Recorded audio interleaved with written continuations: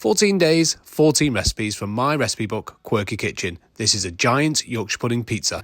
Right guys, we are doing 14 days and 14 recipes from my own cookbook, Quirky Kitchen. Okay, this recipe is on page 43. This is a giant Yorkshire pudding pizza and you're in day one of the recipes. Guys, wait until you try this one. Have a look at this one. Now that you've had my introduction, we're going to crack on and you can cook along with me. So for your ingredients, you're going to need 6 eggs, 225 grams of plain flour, 300 mils of semi-skimmed milk, vegetable oil, pepperoni and mozzarella cheese, alongside some oregano and some tomato puree. Now for your Yorkshire pudding, get a large deep oven-proof dish and then put in your 75 mils of oil. Then pop it in your preheated oven at 220 degrees. While the oil is cooking, measure out your 225 grams of plain flour and then pour this into a jug or a bowl. The larger the better, because this is going to be a large mixture to use. Once your flour's in the jug or the bowl, just make a small well in the centre with your fingers.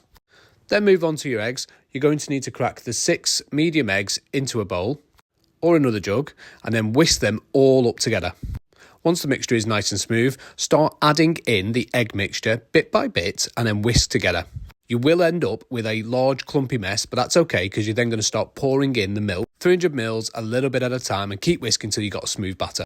Pop the Yorkshire pudding batter back into the fridge and then take your oil out of the oven. Then start pouring in the batter into the centre. Don't worry what it looks like, you're going to use all the batter. As you can see, it's all spread out to the edges of the tin. Pop it back in the oven for 220 degrees and let it cook. Quick tip, don't open the oven door till it is all risen. In another bowl, you want to add in your tomato puree, your oregano, and then your 500 mils of tomato passata.